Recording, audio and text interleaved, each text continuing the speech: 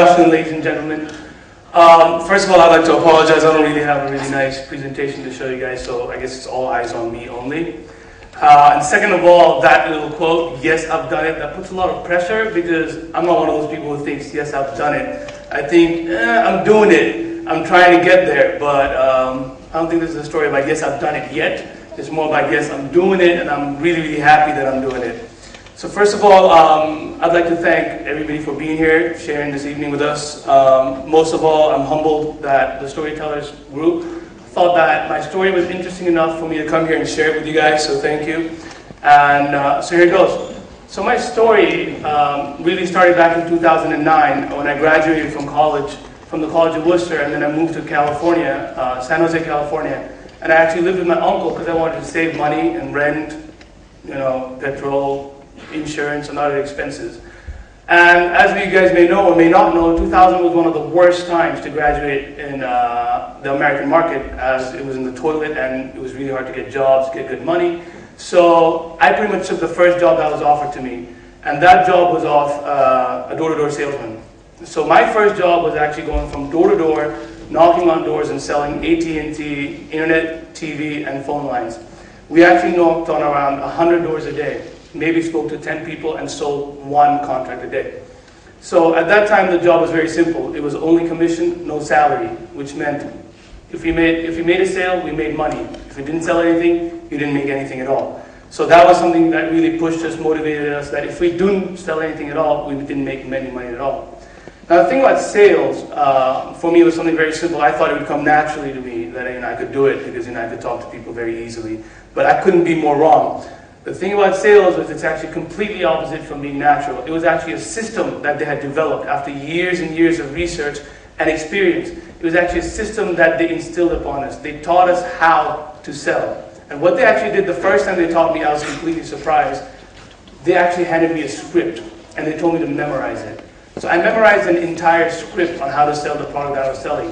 I actually did not say any words of my own. I was just repeating everything that they had written for me in the script. So actually we were like actors who just memorized the script and we just repeated it like parrots. And it actually worked. It worked every time. We did rehearsals every day. We did role plays every day. Not only scripts, we actually practiced rebuttals. Now what is rebuttals? Rebuttals is if I'm selling something to Vidhan, he might just say, "No, I don't really need it because of this reason." We actually had all the reasons listed out that people might say why they don't need our products, and we practiced how we can overcome those rebuttals. We actually practiced how to overcome their no's. So we actually practiced various scenarios. So in the end, what I saw being a salesman in America was not really thinking at your feet, being good at talking. No, none of that. It was just basically being actors who had practiced various situations day in and day out, and we just basically repeated it every day. So there I was selling internet, and then I went to a different company, which was a Fortune 500 company, where we sold $25,000 contracts in a span of an hour. But once that was done, my visa was running out, and I decided not to renew my H-1B visa and come back to Nepal instead. So when I came back to Nepal, I knew that I could use the skill set that I had learned in America, because it was, like I said again, a proven system. It was just a script, and they taught me theories, techniques on how to talk about that script, but it was really nothing that I had to do on my own. So I just had to come here and replicate exactly what I learned there. I did not have to reinvent the wheel, did not have to think about anything new. Just do exactly what they learned. Because as we all know, we're at least 10, 20 to 30 years behind them, so why not take advantage of that? So when I came back, I pretty much did nothing for 6 months. I just sat around, met my friends, all that. But in that time, what was good was I was visiting a lot of restaurants, like all of us do. Hey, and then go out, meet up with friends in various restaurants. At that point, I realized how many good, new, big restaurants had opened up in Nepal. And then I realized another thing, how poorly it was being marketed in this city. The thing about restaurants is these owners are spending millions of rupees and investing in creating these really nice restaurants. And us as customers, we go there every time we eat dinner. I'm spending around 500 to 1,000 on average per person. That's very expensive. And yet in a market where there's restaurants spending so much money, customers spending so much money, that entire industry was depending on something that is as simple as word of mouth. Word of mouth means if I didn't hear about the restaurant from my friend, if I didn't hear it from a family member, I never visited that restaurant. And an industry that was so rich, why were we depending on something that was so ancient and so forgotten like word of mouth? So don't get me wrong, I do believe in word of mouth. I think it's one of the strongest and best mediums of marketing. But what bothered me was that it was the only medium of marketing. In this day and age, we thought, hey, maybe technology can help them. So we came up with a very simple website called www.easykhana.com. Now, what was Easy Khana? Basically, we went out and got 50 of the best restaurants in Kathmandu. And the best restaurants, we provided them with profiles. In each profile, you'd find their menus, pictures, reviews, interviews, location maps, comments, etc. So everything you would need, you say, okay, I want to have a burger. Where do I go? You go to Easy Khana, you find out where the best pizza is, what's the closest restaurant from my house. So everything was on that website. The next thing we realized about us Nepali people is we love discounts. So I thought, every time you're a regular restaurant, discounts, so you always expect discounts. So I thought, why only get discounts at restaurants that you're regular in, or somewhere you know the owner, or something like that? Why not just create a privilege card and you can just show it, saying, oh, I belong to this club, and you can get discounts at all these 50 restaurants.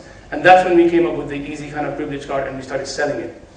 So a year had passed, and we sold over 6,000 privilege cards, and it was doing pretty well. So out of the 50 restaurants, 35 were very happy, 10 were like, okay, happy, and 5 were not that happy. I mean, you can't make everybody happy, right? But having a success rate of anywhere from 80 to 90% was good enough for me.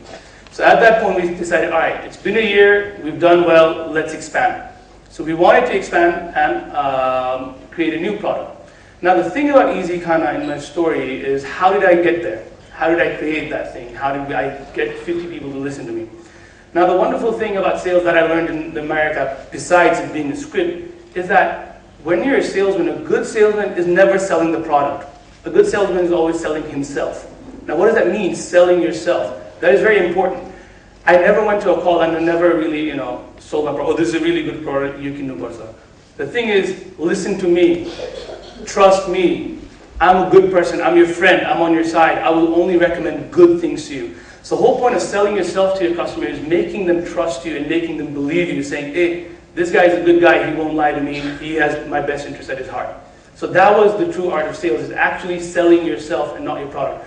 Once you can get your customer to trust you, once you can get someone to believe you, saying, okay, Arniko is a good guy, and whatever he says, he'll do well, you can sell them anything. You can sell them pretty much anything. I can go back to the same people and sell them 10 different things tomorrow. I can go to my restaurants and I can sell them a stove again. I can sell them employees. I can sell them anything because now they trust me, thinking, hey, he's a good guy. So that was the true art form of sales. Now the crappy thing about being an entrepreneur and a young entrepreneur is when you have a new product and you go out, you have no experience, you have no background, you have people that haven't heard about you, so how do you make them trust you? How do you make them listen to you and say, hey, oh yeah, I should invest in their company? So the trick was, so that's the crappiest part of being an entrepreneur, but the best part of being an entrepreneur is you don't have to go look for strangers and make them believe in you. If I don't know Amun over there, I don't have to go and be like, trust me, I'm a good guy. No, I don't have to do that. Let's say I already know 10 people that are in my customer base. So I actually knew 10 to 12 people who already owned restaurants. They were my customer base. That's who I went to talk to first. Because I didn't have to convince them to like me. I didn't have to convince them to trust me. They already did. So the first person I talked to was Mr. Shyamlal Takshapati, who's actually the president of the Hotel Association of Nepal. I knew him since I was a child. So when I went to speak to him, he actually didn't care about the product at all. He just said, Arniko, I'm so happy that you came back from America and that you're working here. I want to support you. Whatever you do, I'm in. Done. And then I went to Mr. Tejendra Lal Shrestha, who is the president of the Restaurant and Bar Association of Nepal. Same thing, he was my friend's dad. He just wanted to help me. He liked my product. Of course, you can't have a really bad product and they're like, Arniko, what are you thinking? But I had a good product, but then they trusted me. The same thing happened for my first 10 restaurants, all the way from Sheikh Caroline, Dega, Bhumi, Fire and Ice. All these people were friends and families. So they signed up. Now I had a good customer base already, 10 people that trusted me. So then what did I do? Then I went around Kathmandu looking for a restaurant that might sign up with me. I went to at least 70, 80 restaurants thinking, okay, this is what I want, this is what I want, this is what I want. I went from door to door, I took their numbers, the owner's numbers, names, I called them, set appointments. But once they heard, hey, who's associated with it? Hey, Shyam sir already signed. Oh, of course, let's sit down. So now they're trusting me, not because they want to trust me, they trusted me because of what I brought with them. They did not know that these people signed because of personal relationships. They thought it was professional, and they didn't need to know it was personal, right? For them, me having such a good list of people that trusted me was good enough for them, and then they trusted me too. which this is what I learned called the Jones effect. So what is the Jones effect? It's very simple. What it says is a person won't want something or need something until their friend or the competitor has it already. What does it mean? If my friend has a motorcycle, I want a motorcycle. If my friend has an iPhone, now I need an iPhone. If my friend does it, if my neighbor has a swimming pool, I need a swimming pool. So that's what happens. So when people like Shyamlal Toxicity, Tejinder Shrestha, these big guns, the leading people in the restaurant business signed up with me, the rest just followed. They were like, hey, I should do it too. I should do this also. So that works for you. Jones effect really worked for me. So after that had done, now we thought, hey, let's go expand. So then we thought, hey, why only 50? Let's go get 500. Why only restaurants? Let's go get stores. Let's go get consultancies. Let's go get futsal arenas. Let's go get paintball arenas. Let's go get pretty much everything. That we could think that, in our life, if we give them a website, a web presence, and we have some kind of discount affiliated with them, they would all be happy. So we started 3 months ago, and we decided to go get 500 outlets. So 3 months ago, I hired 7 more people, 7 salesmen that I trained personally every day. I taught them everything I knew that my employers had taught me, that I had learned from my own experiences. So I taught them everything I knew, and then I stepped them out there because I knew I could not get all 500 on my own. I needed to trust them. But once I had my employees, I did not stop. I didn't go sit in my office going like, hey, I was the boss for you. I will just sit back and they will do the work. The whole point is I still went door to door. I took the responsibility of signing up all of Civil Mall. I signed up 70 out of 110 stores in Civil Mall. I went from door to door. I talked to each and every owner in Civil Mall, and I convinced them personally. But the thing I did with the malls and everything, again, was I found people that I knew first. People who had stores. I knew at least 3 people who had stores in Civil Mall. Koi paseko daiko chinne manche or some didi ko logne bhenaju parne. It doesn't matter. That's the beautiful part about being in Kathmandu is the network is endless. We grew up here. You can always find people in the buyer's pool. So we did the same thing. We got these people to sign up. We got these people. So we actually ended up getting 550 outlets to sign up with us in the last 2 months. And we have been working relentlessly every day to bring you our next product, which is called simnepal.com, which we'll be releasing on Friday or Monday, depending on how well the server goes. So to give you a small glimpse, this is the first time I'm doing it on public, so we've actually come out with, not just, this time we didn't just come out with a website, we came out with an app also. So if you guys can see the app, it's very simple. You go into the app, it says stores, offers, restaurants, events, recreation, movies, basically getaways, beauty, spa, hotel, everything. So what does this app do? Once you download our app, it's very simple. You go, let's say you want to go shopping, you go into stores, it tells you what kind of categories you want. Men's, whatever. If you say, no, I want to go to malls, it'll say, okay, whatever mall. We are associated with 8 malls, all the way from Civil Mall, Dalama, KL Tower, Kathmandu Mall, everything. You say, okay, I want to go to Civil Mall. It'll say which floor. It lists out all the stores in every floor that we have. You go in there, it opens up a profile for you of every mall. You can actually see what the stores look like. You can scroll down. With our privilege card, you can get up to 30, 40, 35% discounts in all of these malls. So you can actually get high amounts of discount. All we're trying to do is we're trying to take the bargaining out of the system. I'm sure if you went to Civil Mall and you bargain, 30% I'm sure they'll do it. But why do that? Right? You can't. Like I was doing I'm going to make a joke on the expense of my wife over here. Like she'll probably not ask for more than 15% and she'll be so happy if she gets 10%. Right? But in fact, that person would give you 35% discount. So why do that? Just take our card, show them the card, no reason to bargain, nothing. And it's not just with stores. You can actually later in our app go view all their products. You can start ordering online. And we will deliver it, cash on delivery. Right? So you can order from all the malls, everything that we have. Not only malls, then, by the way, every time a store goes on sale, how do you know? Bentley ma sale line, how do we know? We have to walk on the Bamark, poster, 50% sale lines are. And by the time you get there, half the shoes are gone. But now if all of our partners, they go on sale, once they go on sale, they update it on our app, you'll get a push notification immediately. You'll know all the stores that are on high sale at that moment. So you'll just know immediately, you'll just have to go refresh the page, you know everything. Similarly, you know about restaurants with events, you know everything at the same time. Recreation, what are all the futsal arenas in Kathmandu, what are their prices, how can I get there, their map, location, everything. Not only that, next thing, let's say you want to go watch movies, let's say you want to watch Boom. You're like, hey, what's the show timing? Now you have to go to 3 different websites now. GFX Cinemas, FQ, big movies, then you have to compare times. That's the thing of the past. What we want to do is you click there. In one profile, it'll actually show you all the timings and all the theaters that's available. So you can actually just click on the theater. That's 15 minutes, I'm so sorry.